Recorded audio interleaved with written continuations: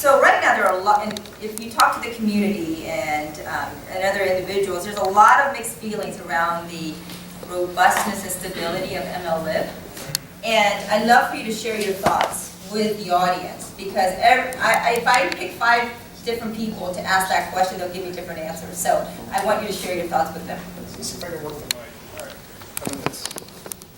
Can people hear in the back? You hear in the back? All right. I think it's quiet now. Okay. So the robustness of MLlib. Okay. So I would say, let's talk about the robustness of any machine learning library on top of it. Yeah, Say that. great. Like I would love to see, like, let me tell you, a health head better not be throwing stones, because there are glass houses all around it. It is in a glass sphere. So I think that MLlib isn't quite there yet. The criticism that I think of MLlib, I have 2 criticisms of MLlib. Almost all of them, actually both of them are going to be fixed with time and the roadmap. One of my main criticisms of MLlib is sometimes the default values. The same thing with Spark. Sometimes the defaults don't work as well as some of the more mature single node machine learning libraries out there. Right? The other criticism is completeness.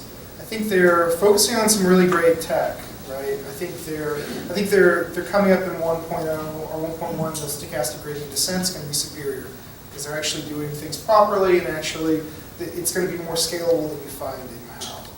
That being said, I think that the fact that we don't have a multi-class classifier outside of just support vector machines means that they haven't.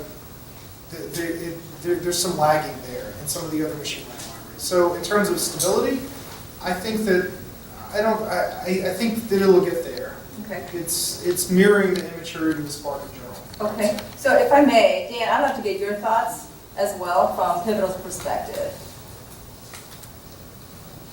MLlib. Yes. Yeah, just echo what he says around the maturity of any of these. Right? So I think a lot of them are just starting to really get used with some of these deep learning applications, and they're finding stuff, right? So I think that the utilization of these things, you can sort of look at the bug chart, and it tracks right along with it, right? So more people are using it. So it'll come through. I mean, one of the nice things is the abstractions and things that they're putting into Spark make a lot of these things much easier to code than they do in some of the other platforms. Sure. Just one more thing to add. Actually, I think one of the nice things about people like Hexadata is that it's good competition. Hexadata is going to force MLlib to advance faster, I would say. Competition is fantastic. That's one of the downsides of having my help go to a Spark basis, is that there's slightly less competition there. I still think that there's competition there, and I think it's going to be good. But I'm really excited to see what the Hexadata guys are doing. And I'm really excited to see how MLlib reacts to that. Okay. Ted's dying to. I just want to add on to your thing about the and all of the libraries, machine learning libraries. So at least in my experience, machine learning libraries kind of lag in stability from everything else. And I think the main reason is there's a group of people who are machine learning people, and there's a group of people that are like hardcore engineers, and they're not always the same person. And that's a difficult problem to solve. That's bigger than open source. That's just in general. Okay, that's good insight. So I'm going to ask the audience, because I know there's a lot of folks who have passionate thoughts around this topic. Yes, please. Yeah, actually on that MLlib and a couple of things that came out. Madhu, say your name.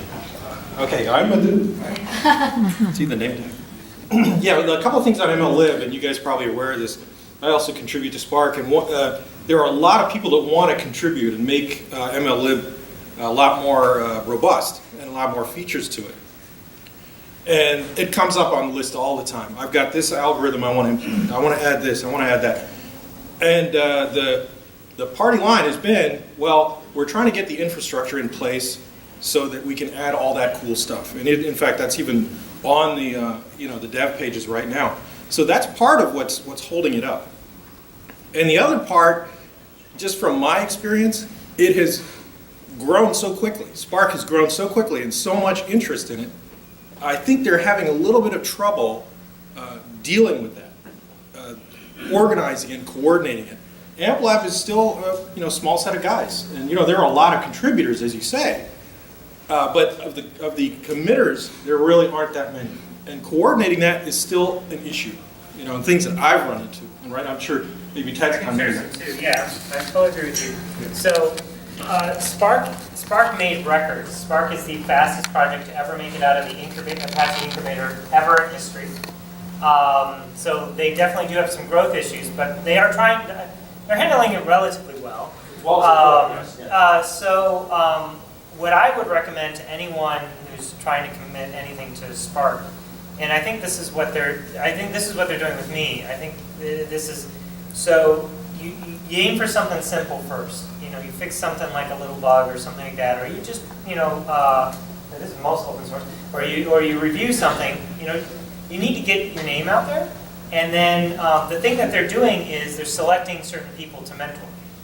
So I actually have a MLlib mentor that I could spend probably like 2 to 4 hours a week with, going through what does it mean to commit to Spark, what does it mean, how do you solve problems with Spark, what are the pros and cons of the underlying engine.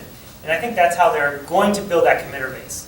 It's just a growth problem, but I think it's a good problem to have, and I think they're trying. I think MLlib specifically is really pushing that. And I think it's because we've seen what happens in the how. Whenever there was a period in history where if you had a graduate student who was doing his PhD, they would just kind of throw that code in the how. We did not want that to happen again, because what ended up happening was really spotty implementations. Any folks out there who have thoughts about how? Yes. Here's my how. Yeah. This is going to be very passionate, so everybody hang tight. Can you introduce yourself? Good evening. I'm Sunil. I work for Intel. I'm a work committer and a PMC member. I agree with you that at one point in time we had university grads throwing in code into Mahod. For the last 2 Mahod releases, I've been the release manager. It's got a lot better. I didn't clean out the code. Yeah. So it's gotten better. Yeah, I think we're all learning, right? I think this as a result of how moving to a Spark basis, you're going to find that maturity. But it's not Spark based entirely. It Right. could be Spark and Registry or whatever. Right. But I think the case that Spark is allowing commits, what they're trying to do is, and maybe they're being overconscious, but what they're trying to do is prevent that. Right. And so they're taking a big commitment to, like I'm putting this patch in that's going to be a big part of the H-based integration. So far I've gone through a month of reviews, and now I have to get sign off of H-based committers and another group of Spark committers before this thing's finally going to go in. They're understanding, they're at the beginning of this, and when you build a house, you've got to make sure your foundation's right. And they are doing the right thing. If they went too much faster, it would be dangerous. Yeah, It's an evolution, right? Exactly. And machine learning algorithms are very sensitive. Right. I do have a question about ML itself.